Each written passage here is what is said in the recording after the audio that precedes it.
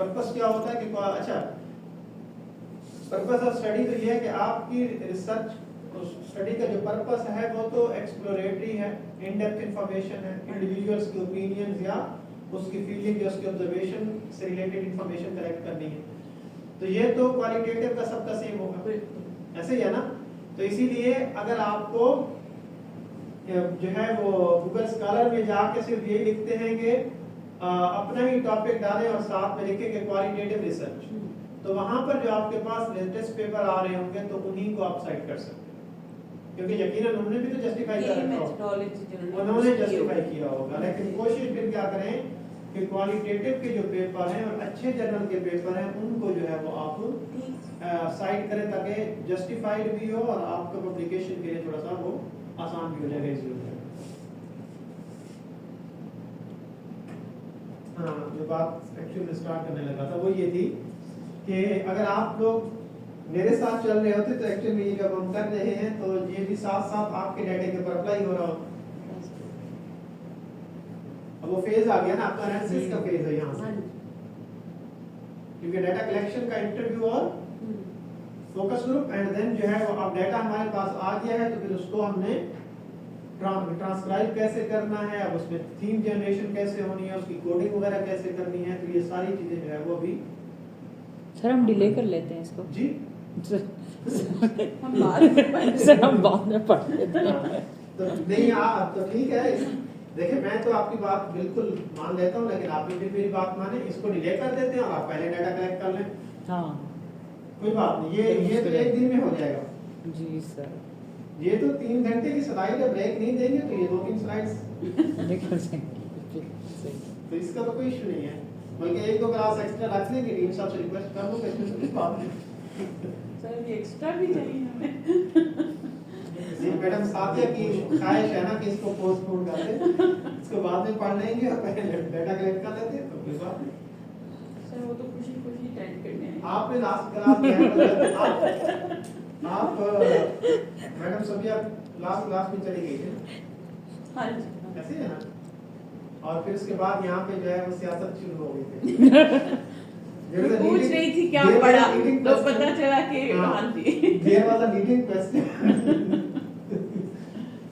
Sir वो तो हमारा फेवरेट पार्ट होता है, हम मिस करती हैं। तो वो जो है वो कहते हैं कि हम जाके जब चाय पीने के लिए जाते हैं तो फिर वहाँ पे जाके डिस्कस करते हैं। सर हम अयूब के साथ सबसे ज्यादा यही डिस्कस करते थे सर, सीरियसली सच सर, में? बिल्कुल किस सब्जेक्ट में? सर इनसे पूछे सर, अयूब के साथ हम सियासत में डिस्कस करते थे। Yes sir, third class sir हर क्लास के एंड में मेरा काम ही यही होता था उनसे पूछना कि सर ये भी बता ये दो सर वो से भी बता पूछती दो। हुई कि फिर सर खुद से किसी भी टॉपिक लेकिन ये बात है कि जाहिर मेरी भी मीटिंग्स होती है, मैं भी उनके पास जाता हूँ, तो फिर आपके साथ तो वही नहीं करते, बिल्कुल ये फॉलो करते। यस सर, बिल्कुल ऐसे, बिल्कुल ऐसे, बिल्कुल ऐसे। सर वो सीनियर भी थे ना, तो वो भी इनके साथ थॉट्स मिलती थी। सर ये बाकियों से ज्यादा डिफरेंस ऑफ ओपिनियन एक्सप्रेस कर देती हैं, उनके सामने नहीं ज्यादा करती। हम बस सुनते थे कि सर को सर idea पास हो होना गया है था कि सर, बिल्कुल सर हम सुनते थे उनके सामने, बिल्कुल बोलते नहीं थे सर। सर डॉक्टर वकास भी सर बहुत ज्यादा वो हैं, इन्फ्लुएंस्ड हैं जी, वो नवाज शरीफ वाली साइड पर है, वो अगर आप उनसे ज्यादा बात करेंगे आपको B ग्रेड देंगे। मेरे साथ हो चुका है, हमने चुप करके उनके जो है ना जिस फेवर में वो बोलते थे हम सुनते रहते। बिल्कुल सर। ये तो बिल्कुल परफेक्ट चीज है ना, इसका तो स्टडी से सर फर्स्ट सेमेस्टर में अपना वो है मैं कह रही हूँ क्या सर फर्स्ट सेमेस्टर में मैं उनके आगे बिल्कुल नहीं बोली, उन्होंने मुझे A दिया, A+। दूसरी में मैंने कहा सर नहीं ऐसे नहीं, तो ऐसे होता है सर, ऐसे नहीं ऐसे, उन्होंने कहा बेटा तो मेरा फाइनल में बताऊंगा, उन्होंने B दे दी।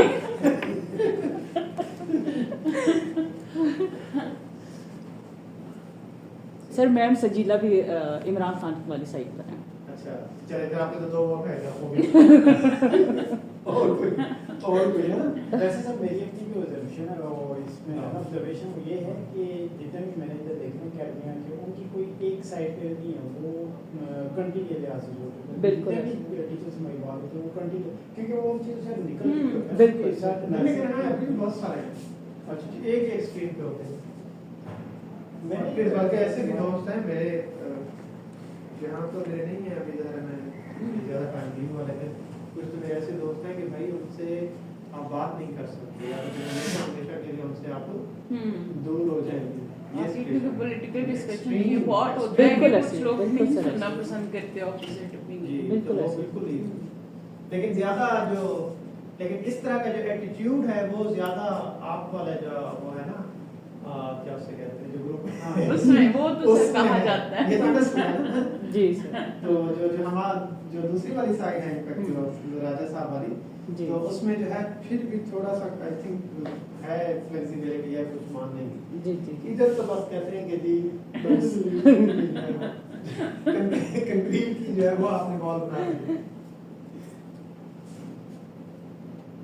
सर लेकिन सर अयूब के पास बहुत नॉलेज होता है सर, वो हमें ऐसी ऐसी बातें बता जाते हैं ना बातों बातों में जी, कि these are eye opener for us.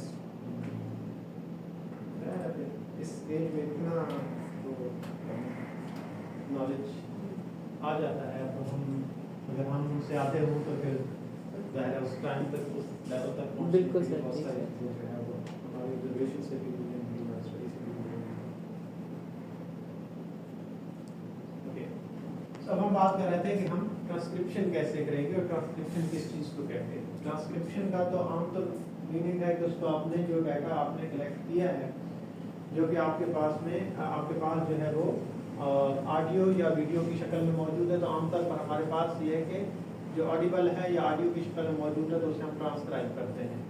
हाँ अच्छा, विजुअल्स को भी ट्रांसक्राइब करते हैं, पिक्चर्स को भी ट्रांसक्राइब करते हैं। ओके, अच्छा, यहाँ पर इस वक्त जो हमारे पास इंटरव्यू और फोकस ग्रुप है, तो उसके अंदर अगर हमारे पास रिकॉर्डिंग है या हमारे नोट्स हैं तो हम उनको किस तरीके से ट्रांसक्राइब करेंगे। लेकिन नोट्स तो चूंकि पहले से आपने बना लिए तो उसको ट्रांसक्रिप्शन की जरूरत नहीं होती, लेकिन अगर आपके पास ऑडियोज मौजूद है या वीडियोज मौजूद है तो फिर आप उनको ट्रांसक्राइब करना होगा।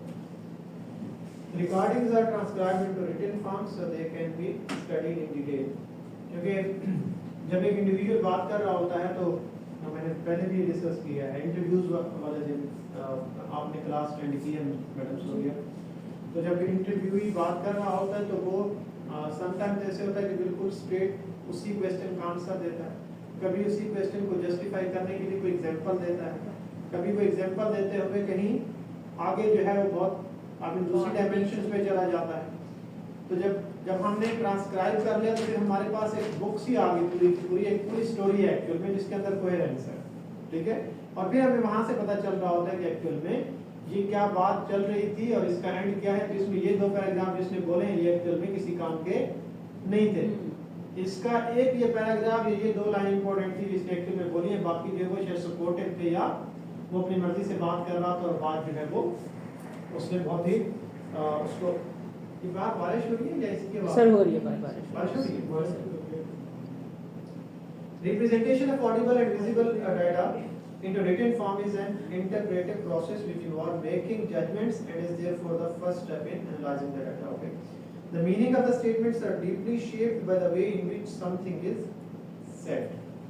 और ये भी देखेंगे कोई चीज़ कही गई और रेपिटेशन भी होती है ना, कि किसी एक जो सब्जेक्ट मैटर होता है वो तो बार बार रिपीट हो रहा होता है, लेकिन जो सब क्वेश्चन जो डायमेंशन होते हैं उसमें बहुत कम रेपिटेशन हो रही होती है।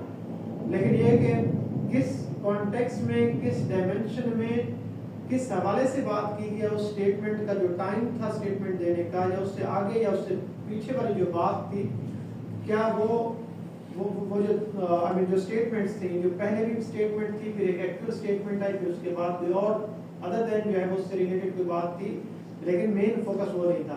तो एक्चुअल में हमें जब ये पता चलता है कि एक्चुअल में जो स्टेटमेंट इसने पहले दी थी वो अभी इससे रिलेटेड नहीं थी, हो सकता है कि वो उससे इनिशिएट कर रहा हो। जैसे हम कहते हैं ना कि ये इंट्रोडक्टरी है उस डायमेंशन को एक्सप्लेन करने के लिए। जैसे कोई कहता है कि अच्छा अभी वो उस डायमेंशन की बात नहीं करता, वो कहता है कि एक्चुअल में ऐसे हुआ कि मैं कहीं जो है वो खाना खा रहा था, एक दफा ऐसे हुआ। अब ये बात उसने अभी पूरी की है लेकिन अभी उसने डायमेंशन एक्सप्लेन नहीं की। अब जो क्वेश्चन किया गया है तो वो पूरी डिटेल बताने के बाद वो सिनेरियो उसने बताया और फिर उसके बाद उसने बताया कि डायमेंशन उसके साथ किस तरह लिंक करनी थी।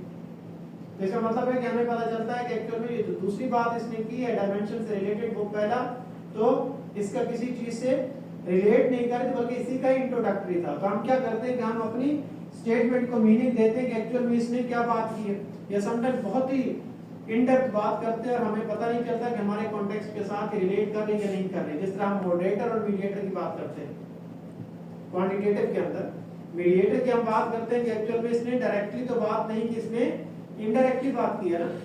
तो हम फिर उसको जो है वो कोशिश करते हैं कि हम उसे मीनिंगफुल बनाते हैं कि हमारे कॉन्टेक्स्ट के साथ ये किस तरीके से रिलेट हो रही है। Transcription need to be very detailed to capture features of talk such as emphasize, speed, tone of voice, timing and pauses, but these elements can be crucial for interpreting the data. वो जब हम transcription सुन रहे होते हैं तो वहां से भी हमें पता, ऑडियो सुन रहे होते हैं, ट्रांसक्राइब कर रहे होते हैं, तो तब हमें पता चल रहा होता है कि एक्चुअल में ये किस चीज को जो है वो एम्फसाइज कर रहा है, किस चीज के ऊपर जो है ये अब आई मीन इसने पॉज किया है, सोचा है, हो सकता है इसके ऑब्जर्वेशन में ना हो, ठीक है। Then this more detailed level of transcription facilitate analysis of the social relationship between the researcher and the participant, कि किस तरीके से आपने जो बात की उसका रिस्पांस उसने किस तरीके से दिया है, क्या वो इस फिनोमेना से जो है वो पहले से इसका एक्सपोजर था, इसका एक्सपीरियंस था, और फिर जो मेरी और आपकी बात हुई है वो कितने जो है वो पॉजिटिव इन्वायरमेंट के अंदर हुई है, और कितना जो है वो मैंने उसकी फ्लेक्सिबिलिटी दी, और कितना वो इजी था मुझे रिस्पॉन्स करने के लिए। What equipment is needed? आपका क्वेश्चन जो है वो आ गया, आपने जो अभी थोड़ी देर पहले बात की थी। The decision about the level of detail needed for a project will inform whether video or audio recordings are needed. ये तो बात सही है कि वो चाहिए, लेकिन taking notes instead of making recording is not sufficiently accurate. और detailed for most qualitative projects, जो सलाम कह रहा था कि अगर कोई चीज रह जाए तो वो तब होगा कि जब आप वो फील्ड नोट्स जो है वो क्रिएट कर रहे हैं, तो वहां पर कुछ ना कुछ स्किप हो जाता है। जैसे मैंने आपको बताया था कि अगर कोई रेस्पोंडेंट फोकस ग्रुप के अंदर, या अच्छा अब ये जो ट्रांसक्रिप्शन है ये फोकस ग्रुप स्पेसिफिक की हम बात नहीं करें, हम इंटरव्यू की भी और फोकस ग्रुप पे बोर्ड की जो है वो रिकॉर्डिंग है। तो अगर फील्ड नोट आपने बनाए हैं तो उसके अंदर हमने कहा कि कोई चीज स्किप हो जाती है, क्यों? क्योंकि इंडिविजुअल जब बात कर रहा होता है तो वो, और ये भी आप लोगों को मालूम है कि किसी चीज के बारे में आप की कंप्लीट अंडरस्टैंडिंग नहीं है तो उसमें आप जो है वो इतना स्पीडी नहीं बोल सकते, लेकिन किसी चीज का आपका एक्सपोजर और रूटीन का आपका हिस्सा है, उसका नॉलेज आपको बहुत डीपली नॉलेज है, तो फिर आप बहुत स्पीडली इसके ऊपर बात कर रहे होते हैं, ऐसे ही नहीं है। तो उससे क्या होता है कि अगर आप एक मिनट के अंदर 500 या 600 वर्ड एक इंडिविजुअल बोल रहा है जो इस फिनोमेना से अच्छे तरीके से वाकिफ है, उसकी इंफॉर्मेशन उसे कंप्लीट इंफॉर्मेशन है, डेप्थ इंफॉर्मेशन है, तो वो 600 वर्ड्स को जो है वो आप उसके नोट्स क्या बनाएंगे एक मिनट के अंदर, क्योंकि आपको फिर आगे ये भी तैयार करना हो, इससे हो सकता है कि प्रूविंग भी करनी हो, इससे हो सकता है कि वो कहीं और डायमेंशन की तरफ चला गया है या इससे बियॉन्ड चला गया आपके थीम से, तो फिर आप उसे वापस लेके आना चाहते हैं, तो उसको भी आपने अपने जो है वो कंसंट्रेशन में रखना है, क्योंकि आप उससे भी सेंसिटिव हैं और आप साथ में नोट्स भी बना रहे हैं, तो बहुत सारी चीजें इस नोट्स के अंदर स्किप हो जाती है। तो प्रेफरेबल क्या है कि आपके पास जो है उसकी रिकॉर्डिंग होनी चाहिए। Digital audio and video recordings, digital recordings are generally better quality but require computer software to store and process, and digital video files take up huge quantities of computer memory. चलिए इसको तो छोड़ दें, लेकिन असल बात यह है कि हमारे पास अगर डिजिटल हो और जो लैंग्वेज बैरियर हो वो ना हो, तो फिर हमारी ट्रांसक्रिप्शन जो है वो इजी हो जाती है। It is usually necessary to play back recordings repeatedly. Sometimes होता है कि हमें चीजों की समझ नहीं आ रही होती, तो फिर हम क्या करते हैं, उसको अपने कंफ्यूजन को दूर करने के लिए तो फिर हम क्या करते हैं, हम बार-बार रिकॉर्डिंग जो है वो सुन रहे होते हैं। 4 ways to transcribe the interview using audio to text converters. Transcribing manually. पहले क्या है कि आप जो है वो आपके पास कोई ऐसा जो है वो सॉफ्टवेयर है कि आप जो है वो उसको या ऑडियो दें और वो आपको ट्रांसक्राइब कर दें। दूसरा क्या है कि आप उसको मैन्युअली ट्रांसक्राइब करें, यानी आप सुन रहे हैं और साथ में आप उसे लिख भी रहे हैं। आउटसोर्सिंग टू ट्रांसक्रिप्शन एजेंसी, और आपको मालूम होना चाहिए कि शायद हो सकता है कि आपके नॉलेज में ना हो, पीएचडी के थीसिस के अंदर आप एनालिसिस करवाएं सॉफ्टवेयर का तो भी अलाउड है, वो आप करवा सकते हैं, ठीक है। अगर आप जो है वो डाटा कलेक्शन किसी को आउटसोर्स कर दें तब भी वो अलाउड है, आपके लिए जरूरी नहीं है कि आप खुद जाएं इसके लिए, ठीक है, तो ये चीजें जैसे यहाँ पे लिखा है कि आप अपनी ट्रांसक्रिप्शन जो है अगर खुद नहीं कर सकते तो आप पेड जो है वो किसी को दे दें, वो आपको कर दे। ठीक है, अगर आपके पास सॉफ्टवेयर नहीं है तो आप किसी और को दे दें कि वो आपको ये ट्रांसक्राइब कर दे जिसके पास ये फैसिलिटी है। और आगे क्या लिखा हुआ है एंड पे, फ्रीलांस ट्रांसक्रिप्शन। इसका मतलब है कि ये आपके पीएचडी के थीसिस के अंदर अलाउ होता है। इसकी वजह ये होती है कि जरूरी नहीं होता कि हर एक इंडिविजुअल जो है वो हर एक चीज का एक्सपर्ट हो, इसकी कोई रिक्वायरमेंट नहीं है। यहाँ पाकिस्तान के हवाले से वैसे मेरी अभी कोई इतनी ज्यादा अंडरस्टैंडिंग नहीं है, लेकिन फॉरेन के अंदर ये अलाउ होता है।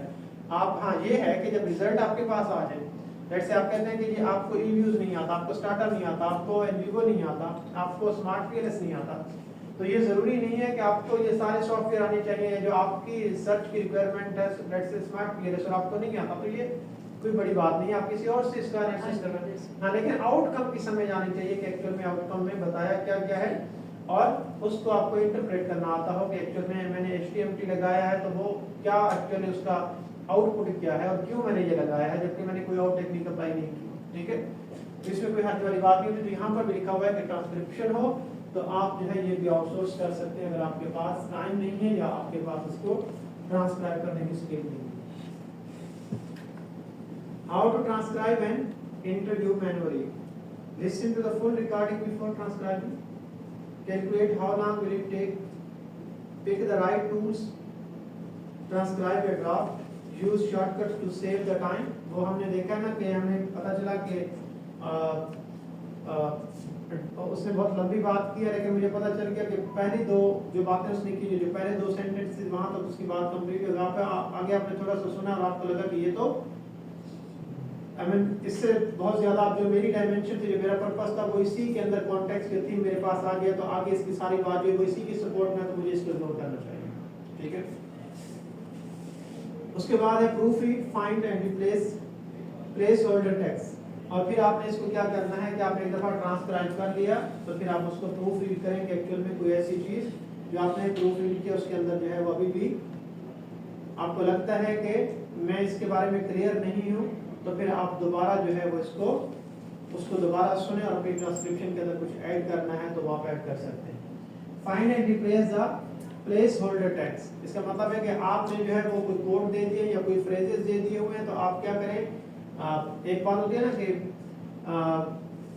थीम जो है वो कुछ और नाम से है और जो रेस्पोंडेंट है उसको रेस्पोंडेंट उसे अपने हिसाब से मीनिंग दे रहा है, जिस तरह सिनोनिमस होते हैं। तो फिर आप क्या करते हैं, आप उसे अपने ट्रांसक्रिप्शन के अंदर तो उसी नाम से लिखते हैं। ठीक है, लेट्स से किसी ने कहा ये जो है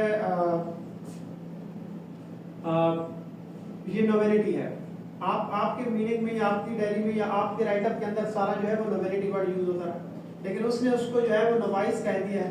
ठीक है, तो इसका मतलब है या उसने इनिशिएटिव कह दिया है। ठीक है, इन दो वर्ड से अब आप जो है वो क्या करेंगे, आप उस वक्त तो इनिशिएटिव लिख रहे हैं, लेकिन अब आप पूरी ट्रांसक्रिप्शन के अंदर उसे क्या कर देंगे, उससे रिप्लेस कर देंगे, क्योंकि आपका उनसे लिए जाने वाला जो मतलब था, जो मीनिंग सब एक्चुअली क्या था, नोवेलिटी था। तो आपने उनके वर्ड्स को क्या कर दिया है, नोवेलिटी में चेंज कर दिया। फॉर्मेट द ट्रांसक्रिप्शन को फॉर्मेटिंग कर लें। फॉर्मेटिंग इस सेंस में ताकि आपको थीम्स और वो चीजें आइडेंटिफाई करने में आसानी हो जाए। Let's say interview 1, interview 2, interview 3, और उसके अंदर अगर आपने जो क्वेश्चंस पूछे थे, फिर उनको आपने हर क्वेश्चन के नीचे उसकी स्पेसिफिक ट्रांसक्रिप्शन, फिर दूसरा क्वेश्चन उसके नीचे उसकी ट्रांसक्रिप्शन, तीसरा क्वेश्चन उससे रिलेटेड। अगर एक क्वेश्चन के अंदर अगर आपने प्रूविंग की है तो फिर प्रूविंग का भी आप एडिशन करें कि ये प्रूविंग क्वेश्चन था इसी क्वेश्चन के अंदर। ठीक है, कोई इसने ऐसा जो है वो क्यों दिया है और फिर मुझे लगा कि इससे ये क्वेश्चन पूछना चाहिए था, मुझे इसको इग्नोर नहीं करना चाहिए क्योंकि इसके अंदर बहुत इंपॉर्टेंट बात इसने कहनी है, तो मैंने फिर वो प्रूविंग के अंदर उसको डाल दिया ताकि मुझे जो है उसको ट्रांसक्राइब जब मैंने कर लिया, जब थीम्स आइडेंटिफाई करूंगा तो फिर मेरे लिए थोड़ा सा आसान हो जाएगा कि मेरे पास एक कंप्लीट डिटेल पड़ी हुई और ओवरलैपिंग के लिए जो है वो चीजें मुझे आइडेंटिफाई हो जाएंगी, मिक्स नहीं होगा। अगर आप ये करें कि जी आपने इंटरव्यू 1 लिखा और उसके बाद आप क्वेश्चन वाइज उसको नहीं डिवाइड किया, तो फिर वो बार बार बहुत सारी चीजें रिपीट हो रही है कि एक क्वेश्चन की दूसरे क्वेश्चन के अंदर, दूसरे क्वेश्चन की पहले क्वेश्चन के अंदर, तो आपको मिक्स हो जाएगा कि एक्चुअली इसमें से थीम किससे रिलेटेड था। ट्रांसक्रिप्शन कन्वेंशंस हैं कुछ, जरा देखिए क्या कन्वेंशंस हैं। There is a question mark, तो क्या लिखा हुआ है, task to difficult to understand to transcribe. तो आप क्या करते हैं कि आपको लगता है कि अब ये जो चीज है ये इसने बयान तो किया लेकिन मुझे समझ नहीं आ रही कि ये क्या कहना चाहता है इसके अंदर। नेक्स्ट पे क्या लिखा हुआ है और देखिए उसमें वो क्या चीजें बता रहे गए। वो हंस रहा था मेरी बात पे और उसका जो रिस्पांस था वो पॉजिटिव में था या नेगेटिव में था, मैं समझ नहीं सका कि वो क्या कहना चाह रहा था। ठीक है, तो जो एक्सप्रेशंस है एक्चुअल में वो भी क्या होते हैं, वो भी वर्ड्स होते हैं, वो भी कुछ एक्चुअल में बता रहे होते हैं। तो उसके बाद है overlapping talk begins and overlapping talk ends. अब अच्छा ये जो कन्वेंशन है ये हम कहाँ यूज करनी है, हमने ये हमने ट्रांसक्रिप्शन के अंदर यूज करनी है। ये जो कन्वेंशन है, ये जो सिंबल्स हमें नजर आ रही है जब हम ट्रांसक्राइबिंग कर रहे होंगे, जहां पे हमें क्वेश्चन मार्क के जो चीज हमें समझ नहीं आ रही तो हमने वहां पे क्या कर दिया है, वहां पे हमने क्वेश्चन मार्क किया है। क्वेश्चन मार्क किया तो इसका मतलब है कि हो सकता है मैं दोबारा इसको सुन लूं, या हो सकता है कि अगर एक पर्टिकुलर इंटरव्यू है जिसको मैं जानता हूं तो हो सकता है मैं उससे ये बात कंफर्म भी कर सकता हूं, क्योंकि थ्योरी बिल्डिंग के लिए आप ऐसी डायमेंशन उसका फिर जैसे कहते हैं कि प्रूव होना या उसकी वैलिडिटी होना बड़ी जरूरी है। Okay, silence less than half a second, then silence less than 1 second. ये उसने कुछ नहीं बोला, हालांकि आपने बहुत इंपॉर्टेंट क्वेश्चन किया, वो भी सोचने लग गया, तो आप इसको भी जो है वो नोट डाउन कर सकते हैं अपने ट्रांसक्रिप्शन के अंदर। लेंथनिंग ऑफ ए साउंड, वो जैसे कहते हैं कि अगर कोई चीज ज़हन में नहीं आ रही तो बहुत स्लोली वो बोल रहा होता है और एक ही सेंटेंस को जो है वो बोलने के लिए बहुत आएं जो कर रहे होते हैं। ठीक है, because cut off interruption of the sound, तो आपने ये लिखना है कि यहाँ पर जो है वो उसकी आवाज जो है वो इंटरप्ट हो रही थी, क्लियर नहीं आई, तो आपने इसे क्या कर दिया है, BECAU से जो है वो मेंशन कर दिया। ये भी उसकी क्या है, कन्वेंशन है। Okay, no silence at all between sounds, वो रुका नहीं है और बोलता रहा है और बहुत लंबी बात करती है, जबकि उसका कॉन्टेक्स्ट शायद एक सेंटेंस के अंदर मौजूद था।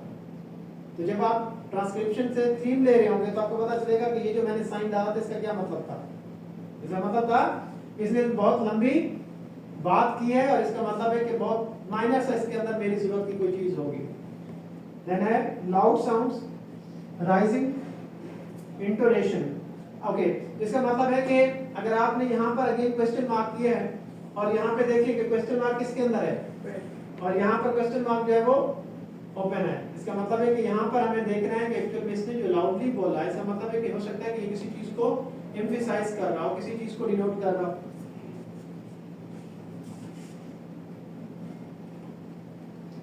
Left hand on neck, body conduct. Okay, इसका मतलब है कि इससे आप देखते हैं कि एक्चुअल में उसकी जो एक्सप्रेशंस थे वो क्या थे। जब आपसे क्वेश्चन आप पूछ रहे हैं उसमें आपकी साउंड से भी हो सकता है, अगर ऑडियो देख रहे हैं तो आपको विजुअल से पता चलेगा कि एक्चुअल में इसका रिस्पांस जो है वो किस सेंस में है। So this was about the transcription, जो कि बेसिक्स चीजें हैं वो हमने देखी है। देन ए बेसिक कोडिंग प्रोसेस। टाइम क्या होगा स्टूडेंट्स? 7:25 तो हम थोड़ी ब्रेक कर लें।